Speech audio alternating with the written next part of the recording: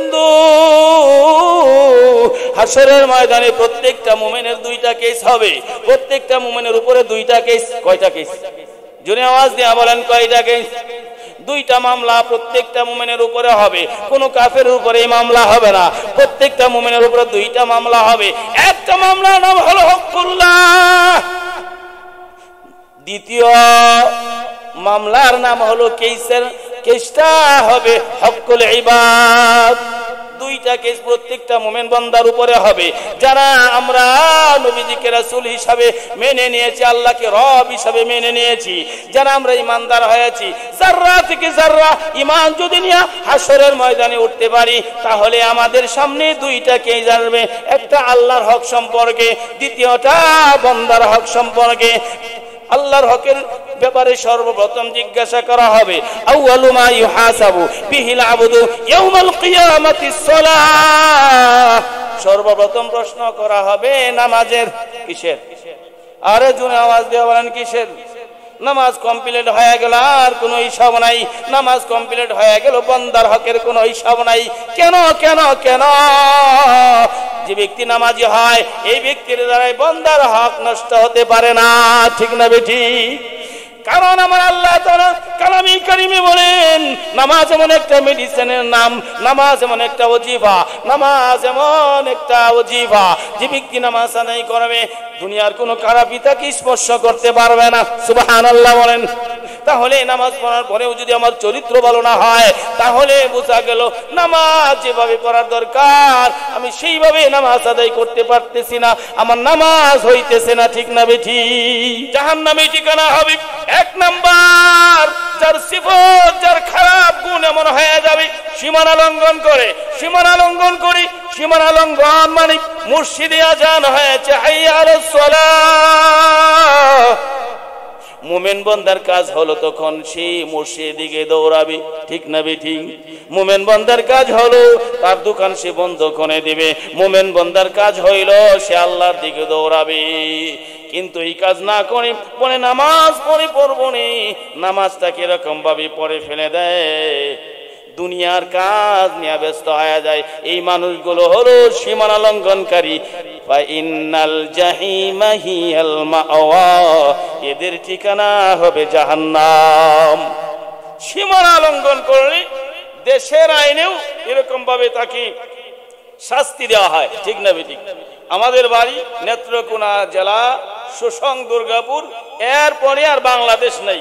এই যে সীমানা আছে, এই সীমানা যদি কেউ অতিক্রম করে, দেখা যায় এরকম তাকে গুলি করা হয়, কাউকে বা এরকম গাছের মধ্যে বাঁধা হয়, মাথা থেকে এরকম ভাবে তাকে ফাড়া হয়। এমন অনেক লাশ আমরা দেখেছি। অন্যায় কি? অন্যায় হলো সে সীমানা লঙ্ঘন করেছে। দুনিয়ার আইনে যদি এমন হয়, আমার আল্লাহর আইন আছে না নাই? আমার আল্লাহ তাআলা যা বলেছেন, পয়গম্বর যা দুনিয়ার মানুষকে এরকম ভাবে শিখাইছেন, আল্লাহর হুকুমগুলো নবীজির মাধ্যমে দুনিয়ার জমিনে বাস্তবায়ন হয়েছে। হাতে কলমে আমরা জানতে পারছি কোনটাকে নামাজ বলে। ঠিক না বেঠিক? আল্লাহ যদি বলতো নামাজ কায়েম করে, এখানে শেষ হয়ে যেত। কোন পয়গম্বর যদি না পাঠাইতো, তাহলে আমরা বুঝতাম না নামাজ কিভাবে পড়তে হয়। ঠিক না বেঠিক? হাতে কলমে পয়গম্বর সাল্লাল্লাহু আলাইহি ওয়াসাল্লাম নবী পাক আমাদেরকে শিক্ষা দিয়েছেন। ওই নবীর আদর্শ মতো যারা দুনিয়াতে চলবে, এই মানুষগুলোই জান্নাতি, তাদের ঠিকানা হবে। আর নবীজির আইনের বাইরে, নিয়মের বাইরে, নবীজির সুন্নতের বাইরে যারা কাজ করবে, এরা সীমানা লঙ্ঘন করলো, এদের ঠিকানা হবে জাহান্নাম। তাহলে জাহান্নামে যাওয়ার জন্য এক নাম্বার যেটা আল্লাহ তাআলা ওয়াজ করলেন, সেটা হলো তগা, মানে সীমানা লঙ্ঘন করা। আল্লাহ তাআলা আমাদেরকে সীমানা লঙ্ঘন থেকে আমাদেরকে হেফাজত করেন। সকলে বলে আল্লাহুম্মা আমিন। ওয়া আসারাল হায়াতাদ দুনিয়া,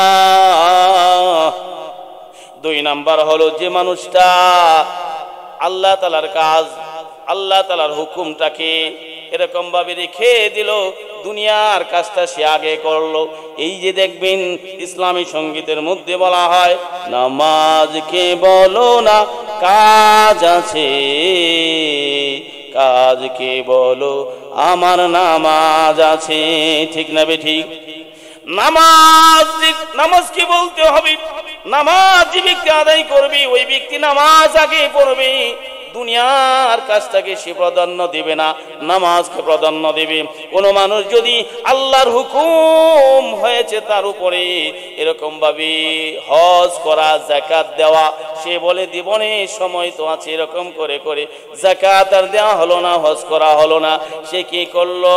আল্লাহ তাআলার কালামে কারীমের এই ওয়াজ আল্লাহ তাআলা বলেন সে দুনিয়াকে প্রাধান্য দিল। দুনিয়াকে প্রাধান্য দিবে যারা, তাদের ঠিকানা হবে জাহান্নাম। দুনিয়াকে প্রাধান্য দিব নাকি আল্লাহর হুকুমকে প্রাধান্য দিব? কাকে প্রাধান্য দিব আগে?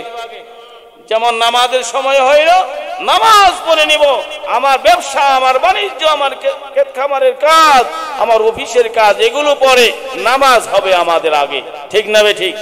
তাহলে দুইটা খারাপ অভ্যাস যাদের মধ্যে থাকবে এদের ঠিকানা হবে জাহান্নাম।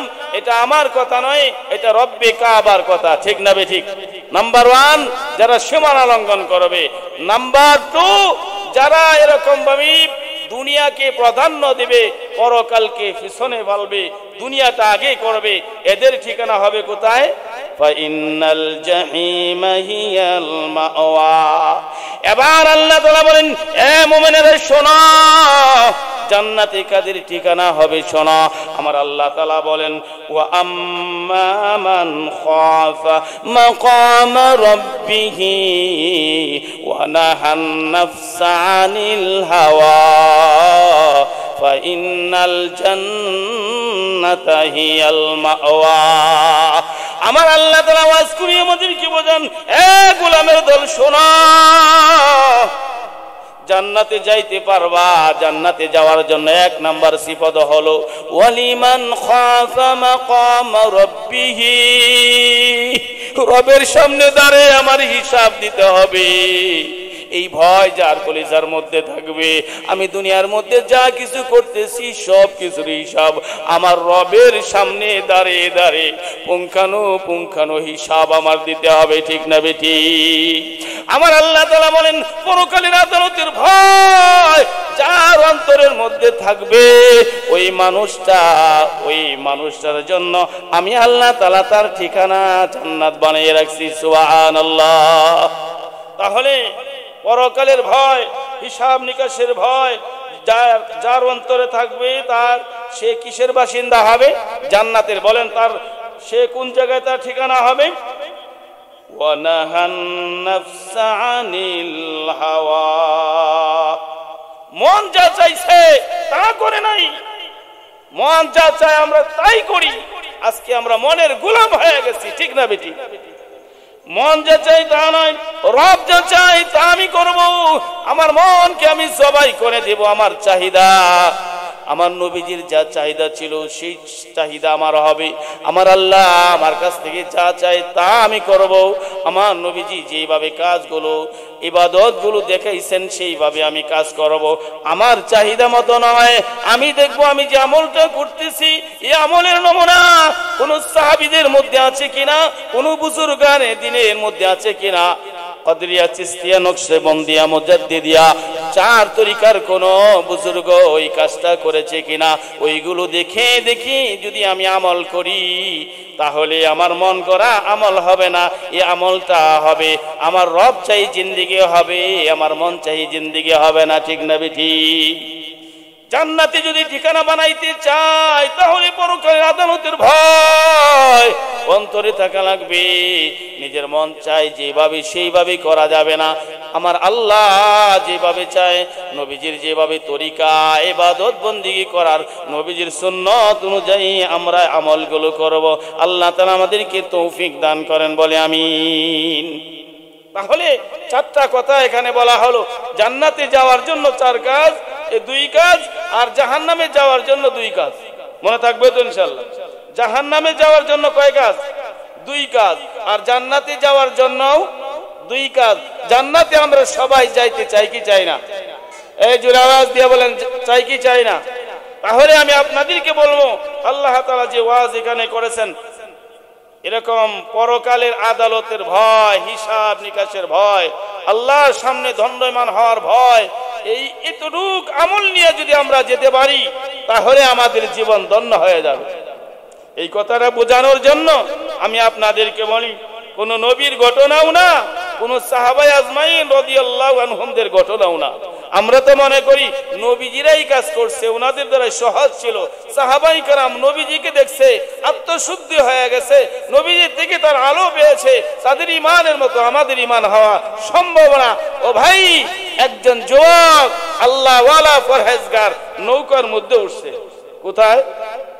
আল্লাহ তাআলার পরকালের ভয় এই যুবকের অন্তরের মধ্যে ছিল। নৌকার মধ্যে উঠছে, ক্ষুধা লাগছে, এমন ক্ষুধা লাগছে কোনো খাবার নাই। হঠাৎ তাকে দেখে একটা ফল বেশি আসতেছে, চোখ দিয়া দেখলো, হাত দিয়া ধরলো, দাঁত দিয়া চিপে খাইলো, জিহ্বা দিয়া স্বাদ গ্রহণ করলো। আল্লাহর ভয়, মুমিন বান্দা যদি ভুল করে, ভুল করার পরে যে তওবা করে, যে কান্নাকাটি করে, ওই কান্নাকাটির দ্বারা মুমিনের মর্যাদা, মুমিনের গুনাহ তো মাফি হয়, আরো দরজা আল্লাহর কাছে বুলন্দ হয়ে যায়। সুবহানাল্লাহ। এ বন্ধু, গুনাহ করেছো, কোনো সমস্যা নাই। গুনার জন্য যদি তুমি অনুতাপ করো, ভয় পাও, আমার আল্লাহর হিসাবের দিনের ভয় যদি তোমার কলিজায় ঢুকে যায়, আর যদি তুমি তওবা করো, জীবনে আর কোনো অন্যায় করবো না, যদি কান্নাকাটি করতে পারো, মালিক তোমার দেওয়া হাত দিয়ে আমি অন্যায় করেছি, বিনা চাওয়াতে তুমি আমাকে চোখ দিয়েছো, এইগুলো দিয়ে অন্যায় করেছি, বিনা চাওয়াতে তুমি আমাকে বাক শক্তি দিয়েছো, এগুলো দিয়ে মানুষকে বকা দিয়েছি, বিনা চাওয়াতে তুমি আমার শ্রবণ শক্তি দিয়েছো। এ বন্ধু, মায়ের গর্ভ থেকে কেউ কে আল্লাহর কাছে দরখাস্ত করেছিলাম, মালিক আমাকে হাত দিও, হাত না দিলে আমি দুনিয়াতে কিভাবে ধরবো? আমরা কি কেহ মালিকের কাছে এরকম ভাবে আবদান করেছিলাম, দরখাস্ত কি করেছি কেহ? অবশ্যই করি নাই, ঠিক না বেঠি? বিনা চাওয়াতে মালিক আমাদেরকে এতগুলো এমন এমন জিনিসগুলো দিলেন যেগুলো দুনিয়ার জমিনে কিনতে পাওয়া যায় না, যেগুলো দুনিয়ার জমিনে না নিয়ে আসার পরে দুনিয়ার কোন ডাক্তারের থেকে, দুনিয়ার কারো থেকে পাইতাম না। আমার মালিক এইগুলো দান করেছেন, এই জন্য আমাদের আল্লাহ হলেন রব্বে কারীম। কি বলেন? ইয়া আইয়ুহাল ইনসানু মা গররাকা বিরাব্বিকাল কারীম।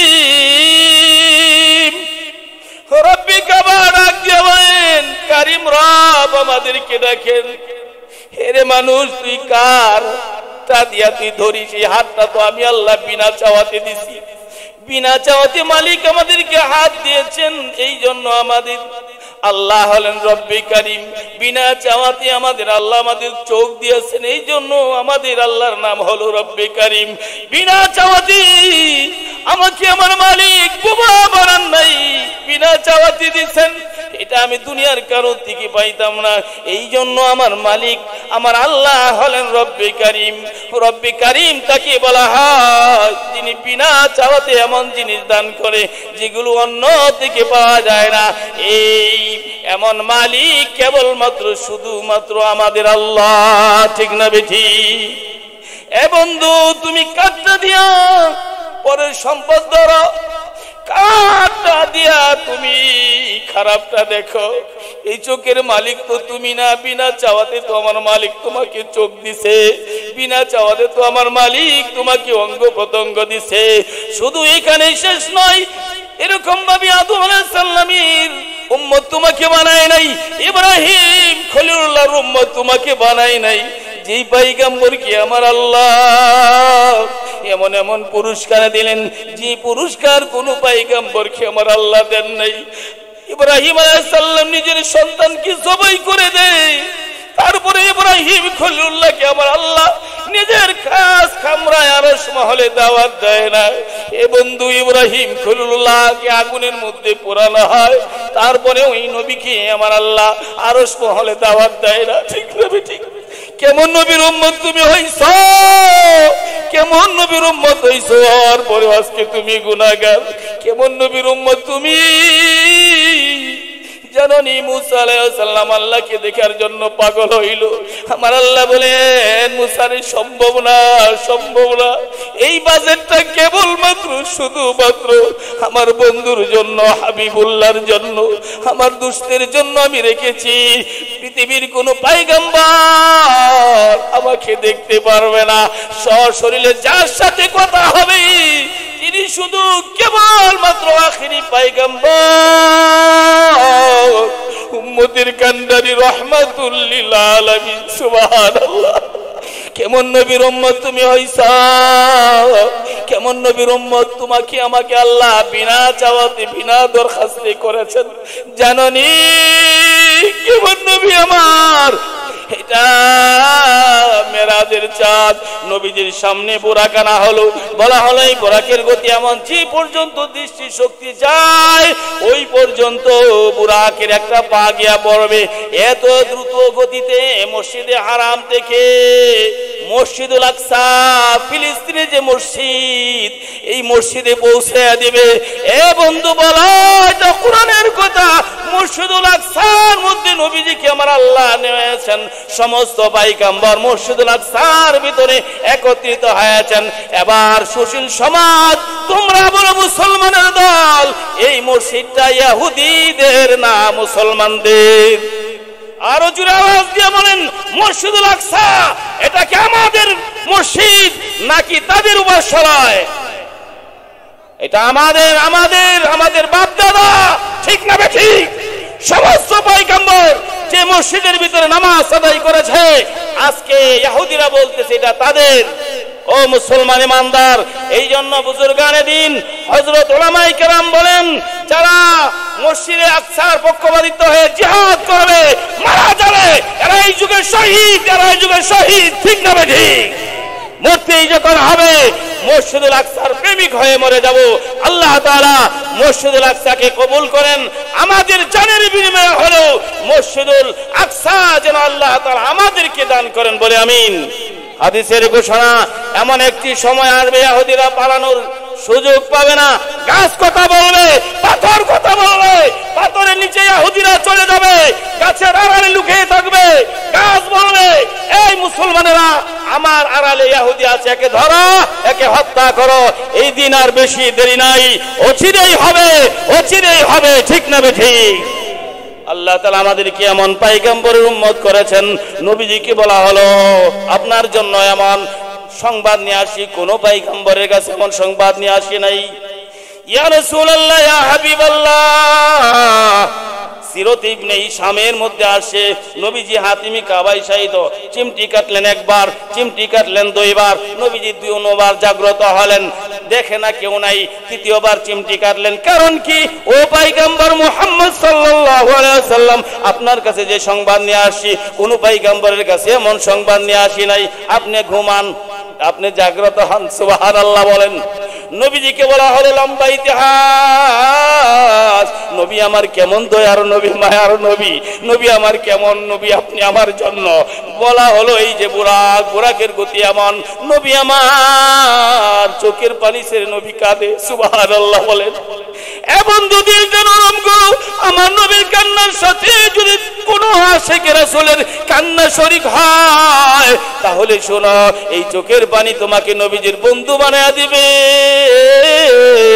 আমার নবীর সাথে তোমার হাসর নসর হবে, জান্নাতের মালিক তুমি হতে পারবে, ঠিক না বেঠি? নবী আমার চোখের পানি ছেড়ে কাঁদে। আমার আল্লাহ ডাক দিয়া বলেন, জিবরাইল আমার হাবিব কেন কাঁদে? এমন সংবাদ কোন নবীর কাছে তুমি নিয়ে যাও নাই, এমন প্রস্তাব কোন নবীর কাছে আমি পাঠাই নাই। আমার হাবিব কান্না করে, কারণ কি? কারণ কি? এ উম্মতি মুহাম্মদী শোনো, এ আশিকে রাসূলের দল শোনো, তোমার তো এরকম ভাবে মুখে আশিকে রাসূল বলে দাবি করা, চেহারার দিকে তাকাইলে আমার নবীর উম্মত বলে কোন চিহ্ন তোমার মধ্যে পাওয়া যায় না। তোমার ঘরের দিকে তাকাইলে তুমি যে নবীর উম্মত আশিক সেটার চিহ্ন পাওয়া যায় না। তোমার কথার ভিতরে এই চিহ্ন পাওয়া যায় না তুমি যে নবীজির আশিক, ঠিক না বেঠি? এ বন্ধু, পয়গম্বর সাল্লাল্লাহু আলাইহি সাল্লাম কান্না করতেছেন। আমার আল্লাহ সবকিছু জানে কি জানে না? তারপরে আমার আল্লাহ জিজ্ঞাসা করে জিবরাইল আমার হাবিবকে জিজ্ঞাসা কর কেন আমার হাবিব কাঁদে। এবার জিবরাইল সাল্লাম জিজ্ঞাসা করলেন নবী গো ওগো রাহমাতুল লিল আলামিন আপনি কেন কাঁদেন, কি হলো আপনার? এমন সংবাদ আপনার কাছে নিয়ে আসলাম, কোন পয়গম্বরের কাছে এমন সংবাদ নিয়ে আসি নাই, আপনি কেন কাঁদেন? নবী আমার ডাক দিয়ে বলেন জিবরাইল আমার উম্মতের কথা আমার মনে পড়ে গেছে, আল্লাহ আমার উম্মতের কথা আমার মনে পড়ে গেছে, এই জন্য আমি কাঁদি। হাসরের ময়দান দিয়ে একটা ব্রিজ হবে জান্নাতে যাওয়ার জন্য, আর ওই ব্রিজের নিচে হবে জাহান্নাম। ওই ব্রিজটার নাম হলো ফুলসিরাত। ওই ব্রিজটা এরকম, ওই ব্রিজের জায়গাটা বড় অন্ধকার, আমাবস্যা রাত্রের চেয়ে অন্ধকার, হীরার চেয়েও ধার। গুনাহগার যদি এই ব্রিজের মধ্যে উঠে টুকরো টুকরো হয়ে জাহান্নামে পড়ে যাবে। হাদিস শরীফের মধ্যে আসছে নিচে জাহান্নাম, ওই জাহান্নামের মধ্যে এরকম ভাবে লোহার আংটা আছে। কোন গুনাহগার যদি ওই ফুলসিরা দিয়া পার হইতে চাইবে, ওই গুনাহগারকে এরকম ভাবে আংটাটা নিচ থেকে উপরের দিকে উঠে তাকে এরকম ভাবে মাছের মতো এরকম ভাবে গিতে ফেলবে, এরকম টান দিয়া জাহান্নামে ফেলে দেবে। নবী আমার বলেন ওই ব্রিজটা হবে 30,000 বছরের রাস্তা। আমার উম্মতগুলো যদি এই বোরাকের মতো কোন সহায় না পায়, আমার উম্মতগুলো যদি এরকম এই বোরাকের মতো দ্রুত গতিতে পার না হইতে পারে, তাহলে আমার উম্মতগুলো টুকরো টুকরো হয়ে জাহান্নামে পড়ে যাবে। জিবরাইল আমার আল্লাহকে জানাও আমি এই বোরাকের মধ্যে উঠবো না। আমার উম্মতের জন্য যদি বাহনের ব্যবস্থা না হয়, আমার উম্মতকে যদি এরকম ভাবে দ্রুত গতি এরকম ভাবে কোন বাহন আমার উম্মতের জন্য ব্যবস্থা না হয়, আমি পয়গম্বর এই বোরাকের মধ্যে উঠবো না। সুবহানাল্লাহ। ভালো যদি বাসতে হয় নবীকে বাসো, ভালো যদি বাসতে হয় নবীকে বাসো, ঠিক না ঠিক? আমার আল্লাহ তাআলা বলেন দুনিয়ার মানুষ শোনো কেমন পয়গম্বর আমি তোমাদের কাছে পাঠাইলাম, যিনি তোমাদের দুঃখে দুঃখী, যিনি তোমাদের সুখে সুখী। সুবহানাল্লাহ। এ বন্ধু সুখের দিনে এরকম ভাবে বন্ধু বন্ধুকে ভুলে যায়। গরিবী হালতে বন্ধু ছিল, এখন তার অর্থ হয়েছে সে ভুলে যায়, ঠিক না ঠিক? কিন্তু তোমার আমার নবী, তুমি তোমার আমার নবীজি, নবী পাক তোমাকে আমাকে সুখের দিনেও নবী আমাদেরকে ভুলে নাই, ঠিক না ঠিক? এমন নবীর উম্মত বিনা দরখাস্তে আল্লাহ তাআলা তোমাকে আমাকে করাইছেন, ঠিক না ঠিক? তোমাকে আমাকে বানাইছেন। এমন এমন দৌলত এমন সম্পদ কোন উম্মত পায় নাই যে সম্পদ তুমি আমি পেয়েছি, ঠিক না ঠিক? এ বন্ধু ওই রাহমাতুল লিল আলামিনের উম্মত তুমি আমি হয়েছি, ওই নবীজির কথা হয়, ওই নবী পাকের আলোচনা হয়, আর তুমি আশিকে রাসূল নামদার ঘরে বসে রয়েছ। কে বলেছে তুমি আশিকে রাসূল? মুখে তোমার আশিকে রাসূলের বলি আছে, কিন্তু অন্তরে আমার নবীজির ভালোবাসা নাই, ঠিক না বেটি? ও বন্ধু, যারা সীমানা লঙ্ঘন করবে এরা জাহান্নামী হবে। ওই যে যুবকের কথা বলতেছিলাম, যুবক ফল খাইলো, ফল খাওয়ার পরে এবার তার অন্তরের ভিতরে পরকালের ভয় তার অন্তরে জেগে উঠল। যে হাত দিয়ে আমি অন্যের ফল ধরেছি, এই হাত হাসরের ময়দানে বলে দিবে। যে চোখ দিয়ে আমি অন্যের গাছের ফল দেখেছি, চোখ হাসরের ময়দানে সাক্ষী দেবে। যে দাঁত দিয়ে আমি চিবাইছি, এই দাঁত হাসরের ময়দানে সাক্ষী দেবে। যে জিহ্বা দিয়ে আমি স্বাদ গ্রহণ করেছি, এই জিহ্বা হাসরের ময়দানে সাক্ষী দেবে, ঠিক না ঠিক? আল-ইয়াউমা নাখতিমু আলা আফওয়াহিহিম ওয়া তুকাল্লিমুনা আইদিহিম ওয়া তাশহাদু আরজুলুহুম, ঠিক না ঠিক? হাতে সাক্ষী দিবে, তোমার পায়ে সাক্ষী দিবে, অঙ্গ প্রত্যঙ্গ সাক্ষী দিবে।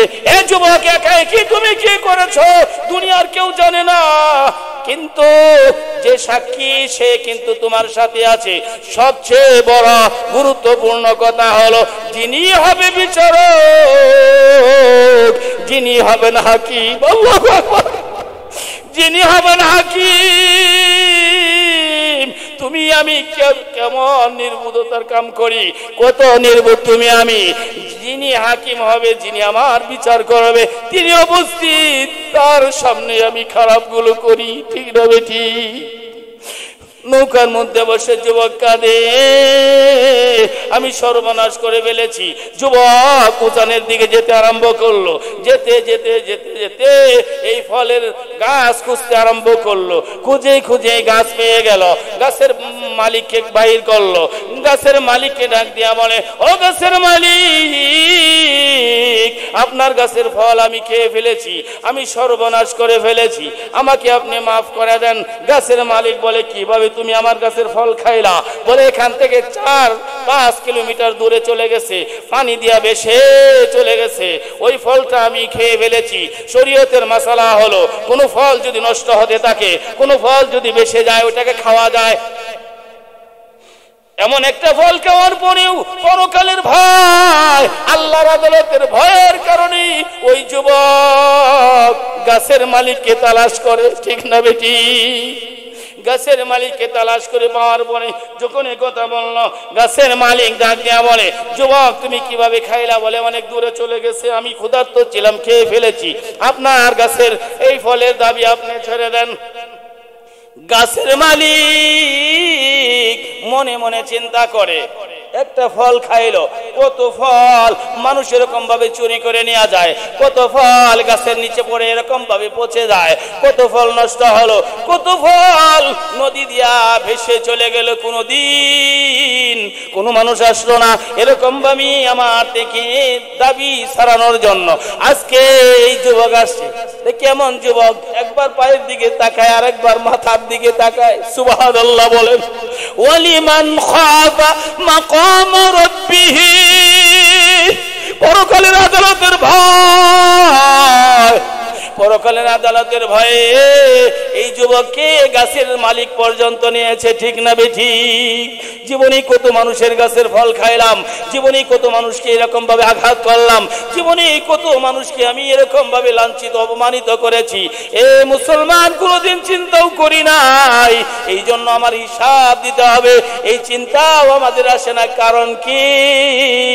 কারণ হলো আমাদের অন্তরে পরকালের আদালতের ভয়, হিসাবের ভয় নাই, ঠিক না বেঠি? এবার যুবকের দিকে এরকম ভাবে গাছের মালিক তাকে বলে, এটা কেমন যুবক? এটা তো সাধারণ যুবক না, ঠিক না বেঠি? এটা কাঞ্চনের যুবক না, এটা কালাদির যুবক না, আমাদের চেয়ে উন্নত মানের যুবক, ঠিক না বেঠি? ওই যুবক দাঁড়িয়ে আছে গাছের মালিকের সামনে আসামি হয়ে। গাছের মালিক বলে, শোনো বেটা, তুমি আমার গাছের ফল খাইছ, এই জন্য 12 বছর কাজ করা লাগবে, এরকম ভাবে কোনো অর্থ করি তোমাকে দেওয়া হবে না। কয় বছর? 12 বছর কাজ করা লাগবে, ফলের দাম হবে 3 টাকা, 4 টাকা বা 5 টাকা। সহজ হলো কিভাবে যুবক? কিভাবে যুবকের দ্বারাই সহজ হলো জানি? আমার আল্লাহর আদালতের ভয় এই যুবকের অন্তরে, এই জন্য সহজ, ঠিক না বেঠি? যুবক মনে মনে ভাবে, একটা ফলের জন্য 12 বছর, এছাড়া কোনো রাস্তাও নাই, জীবনটা শেষ হয়ে যাক, তারপরেও তো ফলের দাবি, ফলের এই গুনার জন্য হাসরের ময়দানে আল্লাহর কাঠগড়ার আসামি হওয়া লাগবে না। সুবহানাল্লাহ। এ বন্ধু, হাসরের ময়দানে প্রত্যেকটা মুমিনের 2টা কেস হবে, প্রত্যেকটা মুমিনের উপরে 2টা কেস। কয়টা কেস? জোরে আওয়াজ দিয়ে বলেন, কয়টা কেস? 2টা মামলা প্রত্যেকটা মুমিনের উপরে হবে, কোনো কাফেরের উপরে এই মামলা হবে না। প্রত্যেকটা মুমিনের উপরে 2টা মামলা হবে। একটা মামলার নাম হলো হকুল্লাহ, দ্বিতীয় মামলার নাম হলো কেসটা হবে হকুল ইবাদ। 2টা কেস প্রত্যেকটা মুমিন বান্দার উপরে হবে। যারা আমরা নবীজিকে রাসূল হিসাবে মেনে নিয়েছি, আল্লাহকে রব হিসাবে মেনে নিয়েছি, যারা আমরা ঈমানদার হয়েছি, যাররা থেকে যাররা ঈমান যদি নিয়ে হাসরের ময়দানে উঠতে পারি, তাহলে আমাদের সামনে 2টা কেস আসবে। একটা আল্লাহর হক সম্পর্কে, দ্বিতীয়টা বান্দার হক সম্পর্কে। আল্লাহর হকের ব্যাপারে সর্বপ্রথম জিজ্ঞাসা করা হবে। আউয়ালু মা ইউহাসাবু বিহিল আবদু ইয়াউমাল কিয়ামাতিস সালাহ, সর্বপ্রথম প্রশ্ন করা হবে নামাজের। কিসের? আরে জোরে আওয়াজ দিয়ে বলেন কিসের? নামাজ কমপ্লিট হয়ে গেল, আর কোনো হিসাব নাই। নামাজ কমপ্লিট হয়ে গেল, বান্দার হকের কোনো হিসাব নাই। কেন কেন কেন? যে ব্যক্তি নামাজি হয় এই ব্যক্তির দ্বারাই বান্দার হক নষ্ট হতে পারে না, ঠিক না বেঠিক? কারণ আমার আল্লাহ তাআলা কালামে কারিমে বলেন নামাজ এমন একটা মেডিসিনের নাম, নামাজ এমন একটা ওজিফা, নামাজ এমন একটা ওজিফা, যে ব্যক্তি নামাজ আদায় করবে দুনিয়ার কোনো খারাপই তাকে স্পর্শ করতে পারবে না। সুবহানাল্লাহ বলেন।